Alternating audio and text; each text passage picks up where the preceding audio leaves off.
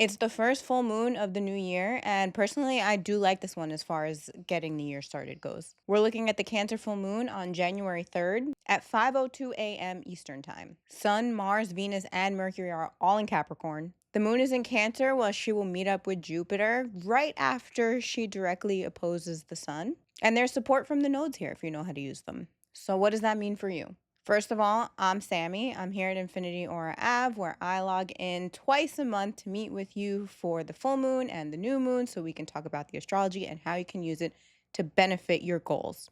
I do a bunch of other stuff here at Infinity Aura Ave. It's all wellness based, whether it's physical wellness, aesthetic wellness, or spiritual wellness with astrology and tarot. As usual, TikTok and YouTube get the full video. Instagram Reels only gives me 3 minutes. So if you're watching this on Instagram Reels, you have to get over to one of the other platforms so you make sure you don't miss anything. Let's get into it. So, like I said, we've got all these planets in Capricorn. That's where I want to start today. We talked about Mars and Capricorn a little bit the last time, so we'll start with that. Mars is exalted here. This is not about fast paced productivity, this is about building things brick by brick. Previously, that energy was a little hard to deal with because Mercury was in Sagittarius. This is a little bit of more fast paced, disorganized thinking, but now Mercury has caught up with the rest of the gang and he is hanging out in Capricorn. So, this brings kind of a familiar energy as far as mentality and willpower goes, meaning thinking becomes more structured and it's easier to make plans that Mars is capable of executing. Whereas before, thoughts were all over the place, they were very creative, but Mars was having a little bit of difficulty with that because he wants to move slow and go step by step. And Mercury in Sagittarius just had all these ideas at once. So it could have been a little frustrating, but now the two are working together a little bit better. Venus is also in Capricorn, so there's a little bit of focus on what is actually worth my time and energy. And how does that align with my plans and my thought process? How does that align with my identity and how I'm executing to reach these things? So, all of this energy is opposite the moon in Cancer. That's how we get the full moon, right? The sun lights up the moon on the opposite side of the chart. Mercury is kind of like outside of this opposition. These two planets are really close in with the sun as far as how they're opposing the moon. Mercury is like watching the party go down, and the vibes are kind of the same, but he's not exactly like part of that. So the full moon is full, right? She's full, she's lit up, she's in Cancer, she's at home, she's nice, she's comfy, she's cozy, and she likes it there. And that sounds great. But there's an opposition here, right? So there's a little bit of trouble. Like the energies are different. They're literally exactly opposite on the chart. This is the growth you need to get to the stability and the goals and things that you're trying to reach at this time is opposite your comfort zone. If you're feeling stuck, you have to ask, what about this energy is making me uncomfortable and how do I move past that? Because this energy is what you need to work with, right? Mars is here. Mars is drive and willpower and ability and like what you're able to do right now to get things done and to go to the next level to reach your goals. And I don't want to say that that's more important, but there's not a lot of money in your feelings. There's not a lot of goal reaching in your feelings.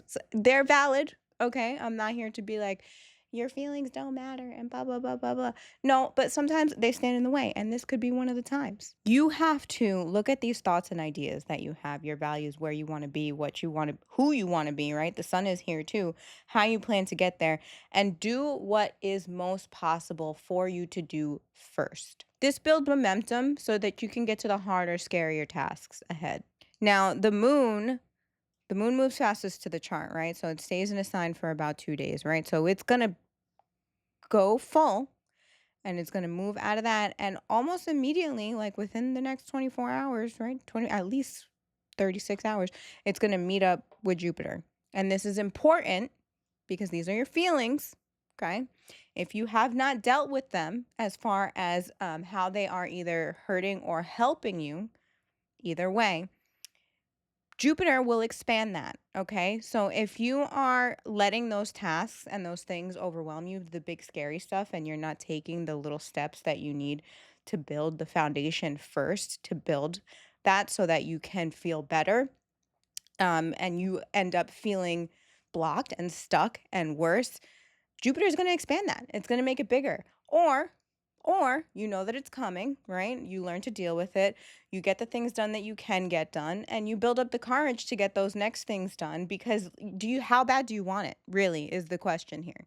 The moon is also trying the north node, dealing with these feelings, right?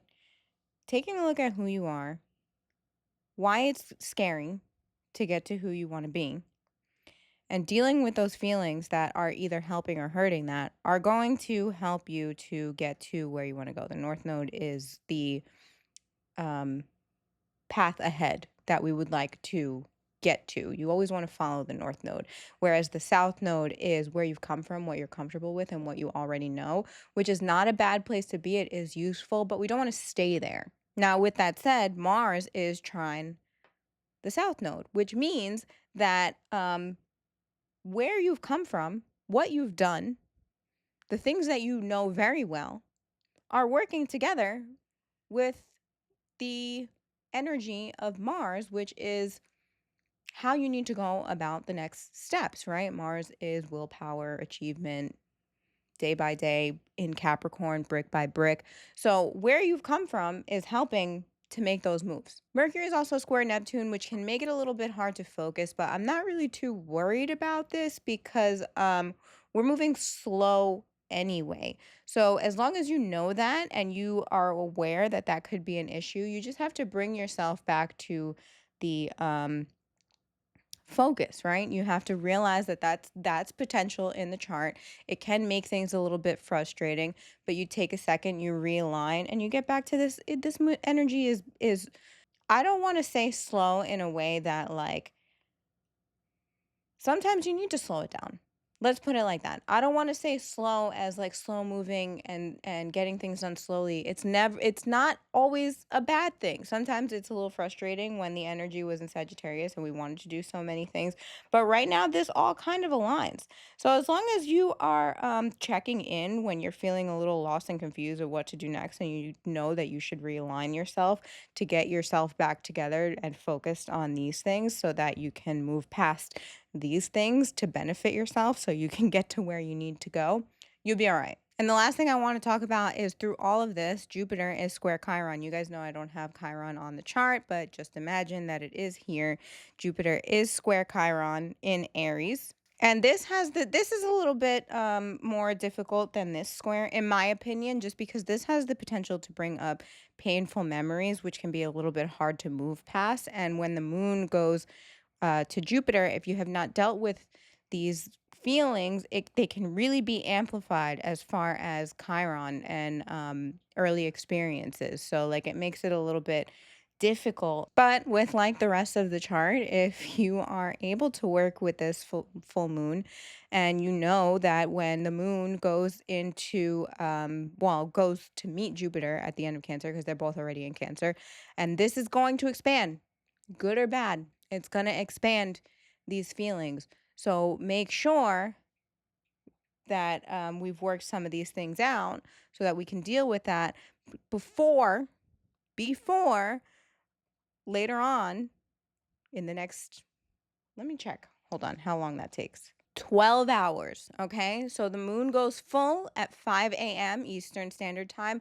12 hours later, around 5 p.m., that's when the moon meets Jupiter. That's when the highest potential for these, whatever you've either worked through or didn't work through to really expand these feelings, that's when you're going to feel it the most. Like I said, I like this for as far as starting the year goes. It really kind of gives you a chance to get past the fears of 2025 so that you can move into 2026 with a clean slate and start building the foundation of what's to come next for you. The next moon meeting will be for the new moon in Capricorn on January 18th. And from now until then is really good, steady energy for setting a foundation for the rest of the year. The last time I saw you guys, I said that I was going to have new racks in here. I was getting some for free, and then when I saw them I didn't really like them. So lesson learned, you don't really always need to choose the easy free thing that's right in front of you. I ended up having to buy some. They will be here in a couple days, and then you guys will see them the next time. Definitely by the 18th I'm gonna have them for the next video. My retail space will look much better. I'm just so full. I've really built a good retail space in here as far as products go. I just have to make it look better. You can check it out on infinityauraav.com. It does look better over there. I've got wearable merch. I've got jewelry. I've got skincare. Because I said we're doing aesthetic wellness. We're doing spiritual wellness. I've got manifestation candles, manifestation oils. I've got beard oils. I've got face oils. I've got nail oils. Mind, body, spirit. It's here. I hope you're excited for 2026. 2025, the astrology was a little bit rough, but it was a lot of growth if you knew how to work with it. If you've been here with me, because I started back on the internet for the first time in about 4 or 5 years, I started posting again as far as like the astrology goes. It was December 2024. So, if you've been with me through 2025, hopefully it's been helpful. Hopefully it'll continue to be helpful into 2026. I have no plans of stopping. I just have plans of growing Infinity Aura Ave to the best of my ability in 2026. And I use astrology to do that. So hopefully, my astrology interpretations can help you also reach your goals, which is why I'm here. And that's that about that for this moon meeting. So I will see you next time. Bye.